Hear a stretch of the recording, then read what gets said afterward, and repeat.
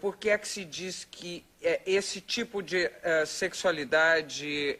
qual foi a expressão que você usou? Que o crime parece ser pior do que todos os outros, né? Por Os pecados da que ser um sexualidade. crime? Por que pecado na sexualidade, quando ela não é parecida, quando ela não é a heterossexual? Por que? Se até os animais têm isso, por que neste animal aqui é justamente, nós somos o fruto de um processo histórico que a gente não pôde decidir muito, a gente não interferiu muito, porque já chegou para nós assim.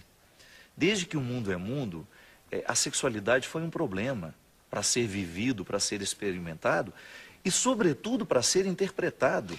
Eu acho essa questão da sexualidade, ela é tão complexa, tão complexa. Principalmente porque ela, se for ser julgada, há aí uma arrogância, porque a igreja estaria julgando Deus, ou não somos todos criaturas de Deus? Então, mas veja bem, a questão é o seguinte, o que é inevitável é que as questões sexuais ganharam um peso muito grande dentro do código moral cristão. Por que eu não sei? Há uma mulher neste livro em que ela... Mulheres de Aço e de Flores, que Marília Pêra vai fazer no teatro. Vai fazer no teatro, se Deus quiser. Há uma personagem aqui que eu gosto muito do que ela fala. Ela diz assim, ela é uma mulher que não conseguiu realizar o grande sonho de casar-se com um homem que ela se apaixonou, porque ele nem sabia da existência dela. E ela começa a lamentar no início do conto que desde pequena ela aprendeu que o que convence Deus são os joelhos esfolados. Que nunca na vida alguém ensinou para ela que alguém poderia ser santo porque amou demais. Ela diz assim, eu não falo do amor aos miseráveis, eu falo do amor carnal. De uma mulher que casou-se com um homem e amou tanto este homem, espiritualmente e do ponto de vista carnal, porque era dele esposa, eu nunca escutei que uma mulher foi canonizada por ter amado demais. E eu acho interessante porque na boca dessa mulher eu faço uma reflexão. Durante muito tempo me incomodou essa questão. Por que só os castos ficaram santos? Por que a glória dos altares, ela foi, claro, nós temos outros casos, outras exceções, mas a grande maioria dos santos viveu casto. Por que isto é uma questão recorrente dentro do próprio reconhecimento que a igreja faz daquilo que é santo? E hoje, graças a Deus, Marília, nós temos uma evolução muito grande. A própria compreensão da dimensão unitiva do sexo no casamento. Antes se compreendia o sexo apenas como um jeito de reproduzir.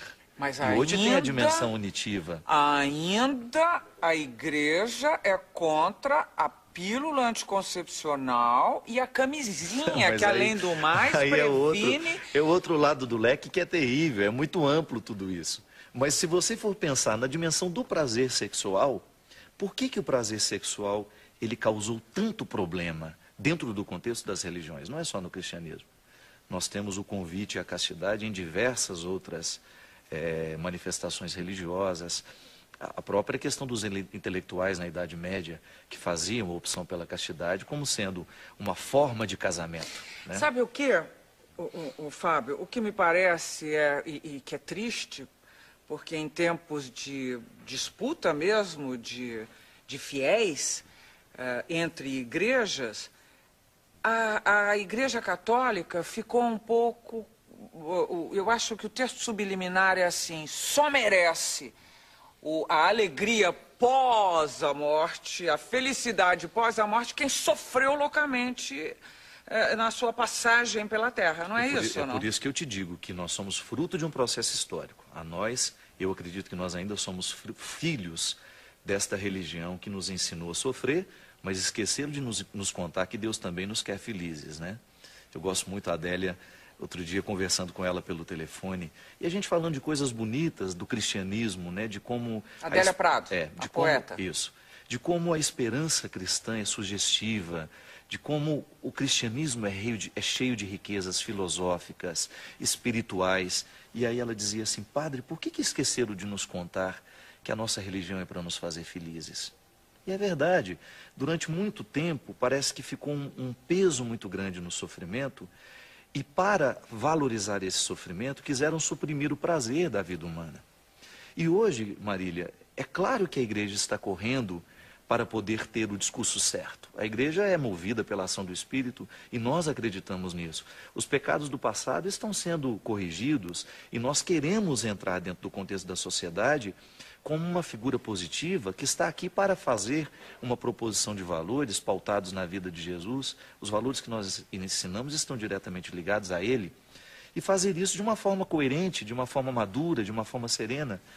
E eu fico pensando, por exemplo, eu não tenho como mudar o contexto do discurso porque ele ainda está acontecendo. Mas eu tenho como ter uma postura misericordiosa diante de todos, porque eu também preciso de misericórdia. Então, quando eu fico na oportunidade que eu tenho, qual é o grande problema do sexo que eu acho? É o quanto que hoje as pessoas são fragilizadas por causa do despreparo afetivo no momento em que vão viver a sua sexualidade. Você está dizendo, porque hoje sexo ficou quase que, ou muitas vezes, sexo pelo sexo e totalmente distanciado do amor. Com é certeza, isso que você está dizendo? É muito perigoso, né? O discurso da camisinha, Bom, ele vem... A camisinha, vamos falar. O anticoncepcional. O anticoncepcional, que comemora 50 anos, né?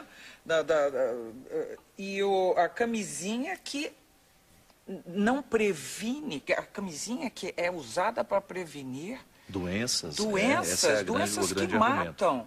E a igreja fala contra. Como fazer? Porque a sexualidade está aí. Somos animais sexuados, temos hormônios, transamos, e aí? Justamente, mas o grande problema é que a igreja está tentando preservar um valor que vem antes das doenças, né? Quando nós trabalhamos a camisinha somente para resolver o problema das doenças, nós estamos privando as pessoas de uma liberdade maior diante da própria sexualidade. Uma camisinha pode prevenir a AIDS, pode prevenir a gravidez, mas ela não previne a mulher de ser usada. Né? Bom, mas então nós estamos falando de um valor absoluto, que vem antes desse. Mas eu acho que, e também como eu é acho que que se é mede. desse que a gente tem que se ocupar. Mas também como é que se mede? Você não concorda comigo? Não, eu quero saber como é que de... se mede o amor dos outros. Como é que se mede? Como é que a igreja pretende... Ah, não, você pode porque você ama. Como é que se mede o amor dos outros? Não, você pode transar e usa a camisinha porque você ama. E a sua afetividade está em ordem. É essa dicotomia que me enlouquece. É mesmo porque nós não fazemos isso, né? Quando a gente ensina um valor, o que a gente está querendo propor é que a pessoa se descubra como gente de valor. E que o ser humano precisa recuperar isso o tempo todo, Marília, porque senão a vida fica insuportável. Eu, como padre, eu escuto os bastidores, né? E o que é o mais recorrente para mim? O que eu mais encontro? As pessoas estão infelizes porque cada vez são menos amadas. Eu confesso que você vai falando para mim, eu fico muito bem impressionado com todo o seu raciocínio, mas eu fico ainda muito confusa com os valores a serem, claro, existem a serem preservados e as respostas para as indagações que estão por aí. Fábio, vamos falar um pouco da sua vida de astro, estrela pop. Você ri, mas você sabe que isso é verdade. Querendo ou não, quer dizer, de propósito ou não, Fábio de Mello hoje é quase uma grife, uma marca que atrai multidões. Como é que começou tudo mesmo? A sua família... Eu trabalhava um carnaval, para você ter uma ideia, antes de entrar no seminário. Como assim? Eu fazia projeto de carros alegóricos. Você está brincando? Fazia e ajudava a executar. Bons. Eu já tinha todo um futuro traçado para trabalhar no carnaval. Eu gostava disso. Você seria um carnavalesco, é isso? Eu gostava de desenvolver enredos, histórias, de contar uma história através de alegorias. E o meu cunhado trabalhava diretamente no carnaval. E ele, percebendo que eu tinha habilidade, que eu dava um palpite ou outro enquanto eles estavam discutindo as coisas, ele me colocou na equipe. E aí eu já estava com tudo pronto para fazer um estágio na Mocidade Independente Padre Miguel, no Rio. Quando aí o sonho antigo de ser padre estava adormecido, mas desde criança eu quis ser padre.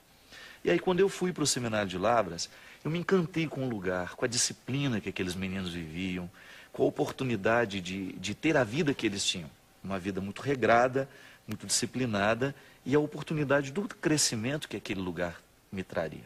E eu fui com todas essas motivações muito adolescentes, e fui descobrindo uma vocação muito verdadeira dentro de mim. Mas você ainda gosta de carnaval? Gosto. Você é fã do Paulo de Barros, por exemplo? Gosto demais, gosto demais. Eu sempre... carnavalesco. Eu gosto de arte, Marília. Eu acho que todo mundo que tem a oportunidade de contar uma história através de um símbolo, isso merece o profundo respeito da gente.